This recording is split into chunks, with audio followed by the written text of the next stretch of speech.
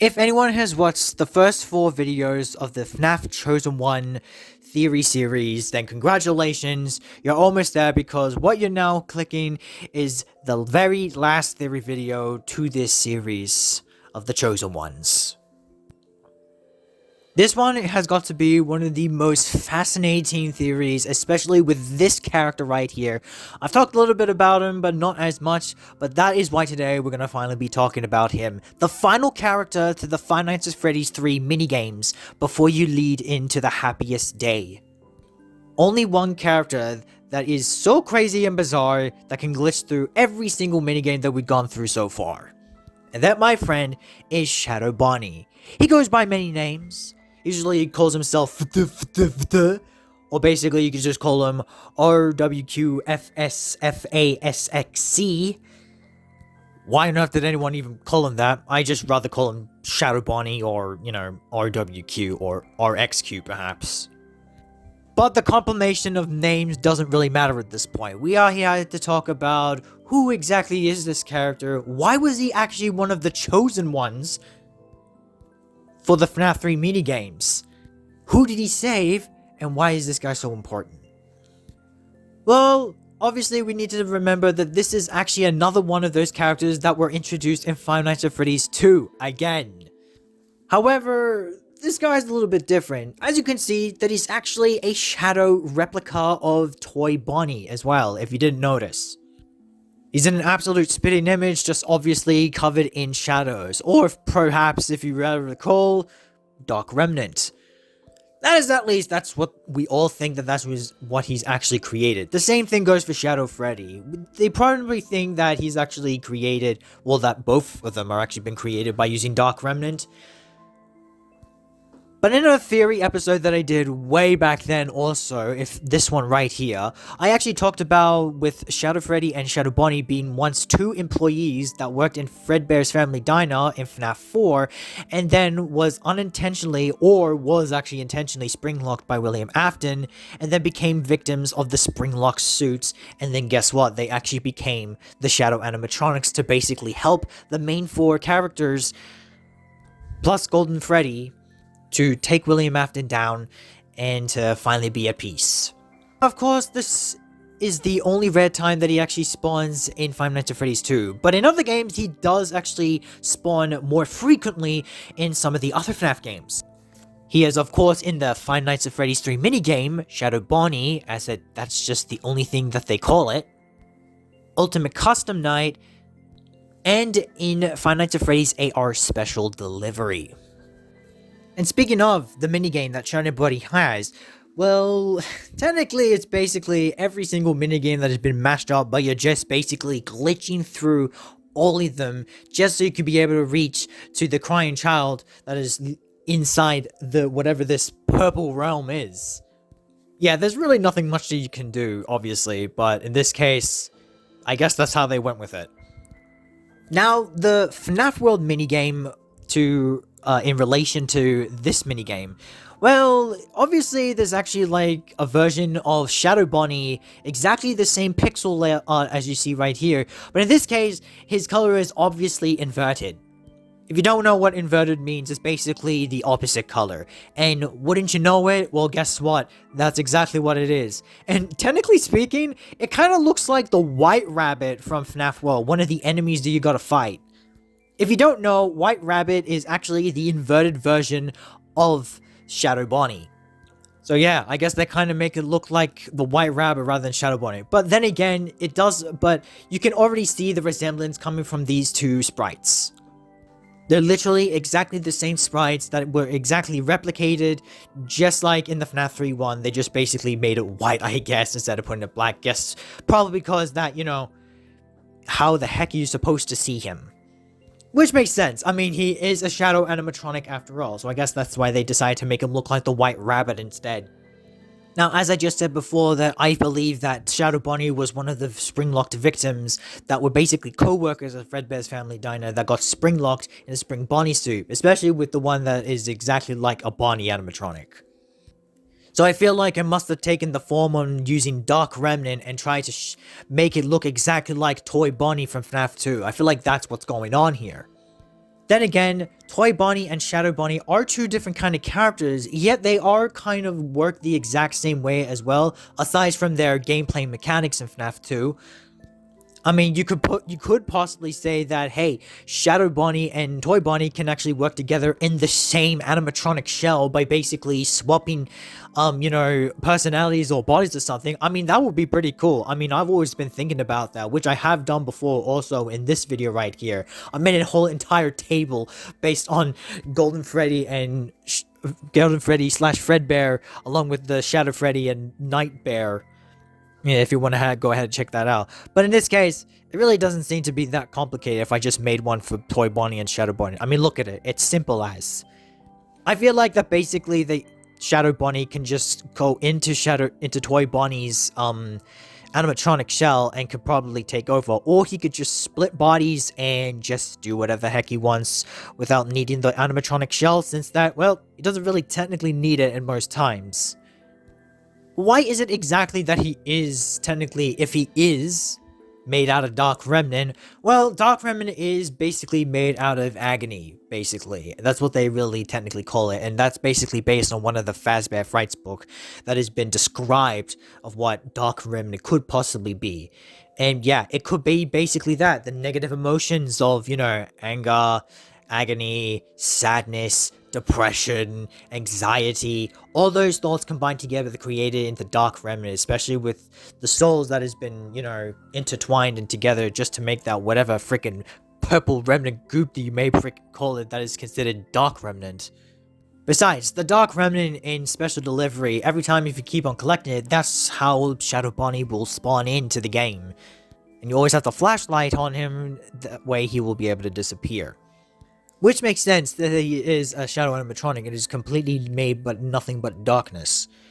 Though technically speaking, Shadow Bonnie was supposedly meant to be a good guy, which was supposed to be helping, the main 5 animatronics from the missing children's incident, just like Shadow Freddy. So why wasn't it that he basically attacks us in this point of time and during the other games? Well, I have no idea at this point, so let me know in the comments below. Also, another thing to also take into consideration, we're not that quite sure whether that Shadow Bonnie inside this mini game right here, because I remember that in one MatPat theory video that I saw, that he said that instead of having this to be Shadow Bonnie, it's actually Glitch Trap. Which, I guess that does make a lot of sense, since that all the mini games that we are in are basically all considered to be, video games, but they're arcade games. And since that Glitch Trap is basically a virus, it's just basically glitching through every single game, like how it just infects like all the circuit boards and Help Wanted, I mean, it kind of makes sense if you consider it. But then, how would that possibly work if Glitch Trap is the one who is saving that child down there? I mean, to me, that doesn't really make any sense. I mean, why on earth would Glitch Trap help a child in the middle of one of these games? To me, that doesn't really make any sense. So it makes more sense that Shadow Bonnie is the one who is helping the final child in this minigame and giving it cake. So for the time being, I'm gonna consider it that there's definitely Shadow Bonnie. And besides, also look at its teeth. Same white, jagged, kind of goofy looking teeth, and also the white pupils coming from the eyes. I mean, then again, Glitch Trap sort of has that similar kind of vibe, but nothing more compared to Shadow Bonnie. Also, speaking about the games themselves, why exactly are they to be considered video games in the first place? Why are we actually traveling through every single video game inside this minigame? Well, that's the thing. And I know I said this, I considered it was going to be Shadow Bonnie, but it is kind of weird to think that all of these minigames are considered to be, well, minigames as well. And if what MatPat would have actually said that this is Glitch Trap instead of Shadow Bonnie, I mean, it could make sense, as I said, but it doesn't make any sense. However, like, why would he give a child a birthday cake? Which obviously, I will get to the child in just a minute. It wouldn't work that way. I guess you could possibly say that Shadow Bonnie and Glitch Trap may have the same abilities, I guess.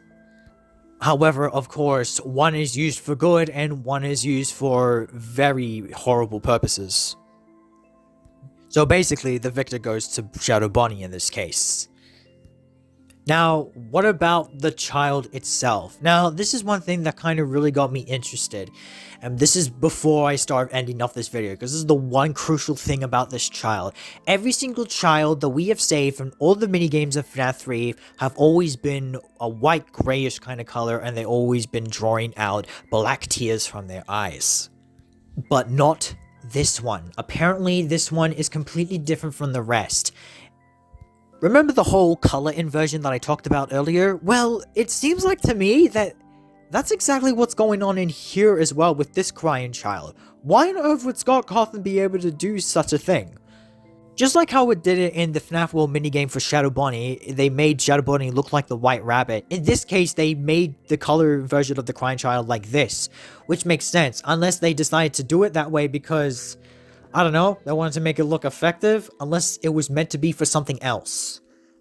I mean, is that even the crying child that we're supposed to be saving? I hope so, because we didn't freaking do all of this all for nothing, right?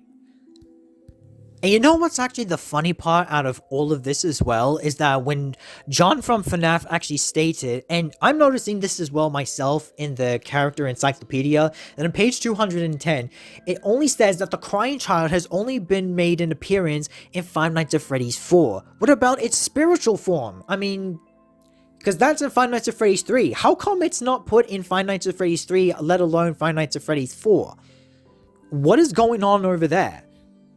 Is this not the crying child that we're supposed to be saving? I mean, I understand that Golden Freddy has 2 souls, but that actually is another thing to be taken into consideration. I mean, who exactly is the soul that we're giving cake to? I mean, it's gotta be the crying child from FNAF 4, right? It's gotta be Sammy. Which, by the way, I'm calling him Sammy because there's a reason why I'm calling that, which don't forget about that big theory I was talking about. Well, let's take a look at the crying child. As I just said, it's the reverse colors. Instead of being white, it's completely, it's black. And also, its tears are actually running gray tears instead of black tears. So how come that's the case? Well, let's take a look at the crying child in its physical form. We know that in its pixelated form that it's actually wearing a black t-shirt. Maybe it's actually resembling due to the fact of what he was wearing, perhaps? I don't know. Or maybe due to the fact that Cassidy is actually known to be the vengeful spirit and she has a lot of negativity drawn within her due to the fact that she is known to be the one you should not have killed, if you get what I mean. That could explain a few things, actually. So maybe it could be those kind of 2 reasons. And it's a 50-50% chance that either one of them are being saved, and not both. I mean, and that's the other thing.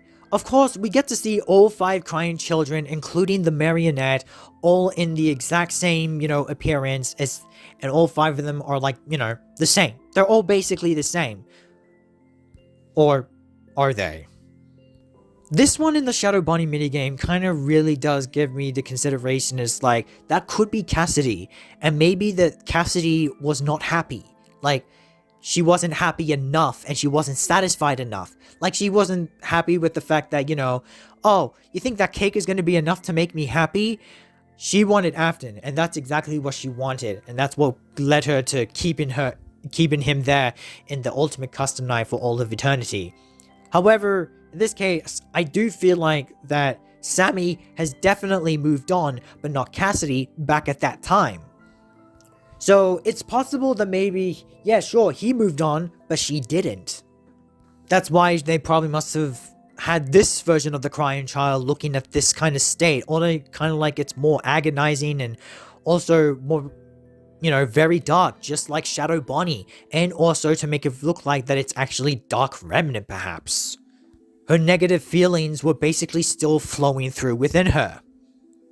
Which, by the way, do you actually remember the one thing that Fredbear said in the Ultimate Custom Night? And I also mentioned this back also in my very first video when I started this channel again. Take a listen.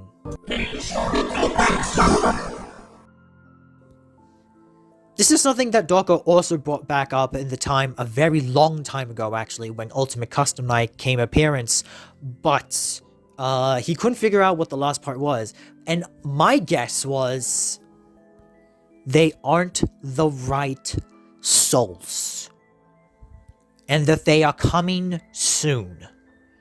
Now, I'm just wondering to myself, maybe that was the reason. Maybe that is what Fredbear was trying to say, that the soul that we saved wasn't the right one. Unless there's basically more souls to save. That's the one thing I'm not too sure about, but I can still feel like that I'm 100% saying that, what Fredbear said might have been actually true. They were not the right souls. Maybe we didn't save the right souls at all. Who knows? But that was like a long time ago. And I'm pretty sure by now that, since back in Help 1 and 2, we obviously now know that Cassidy, the princess, has actually managed to move on with her life, and he has chosen Cassie's father, as people have been saying, that he is now worthy of playing the game. Cassidy herself has now finally truly moved on. Because as you know, in the Red Man, which kind of looks like Old Man Consequences, you won, and yet you remain. So it kind of feels like that her job must be finally done after giving her the sword to Cassie's father. But I just wanted to bring that up just for extra theorizing there. But yeah, probably back in the day, that's exactly most of what had been happening. This version of the crying child in the final minigame must have been Cassidy, and that her emotions were still at her negative side. She still felt that agony, and she wasn't satisfied enough, and she never got her vengeance for herself to whatever William Afton did to her.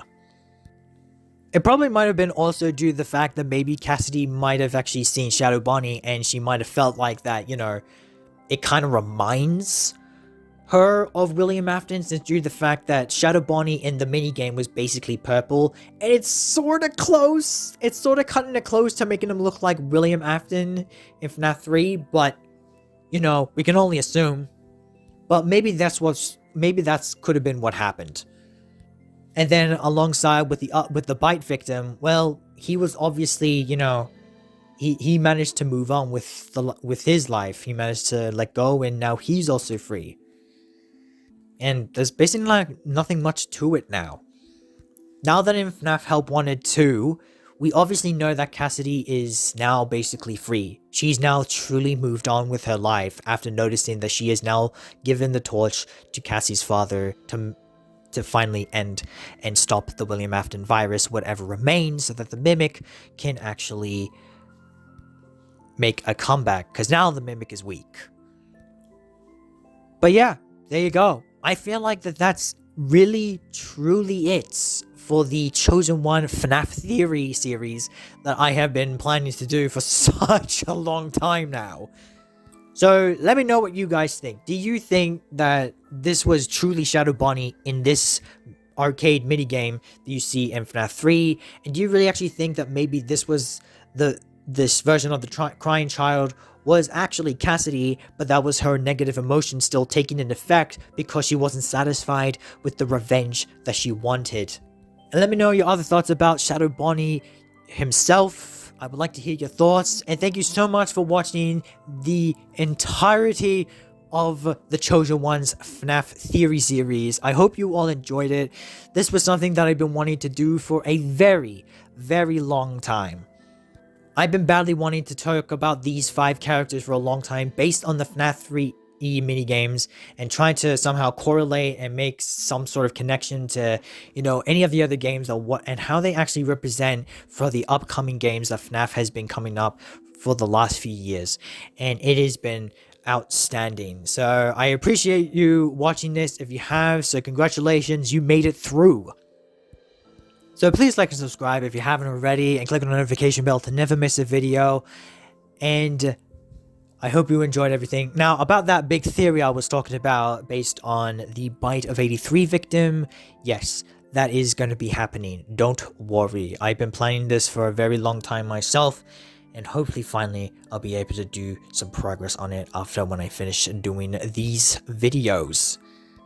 Again, thank you guys so much for watching. My name is Mad Dog, and may your days be mad and rad!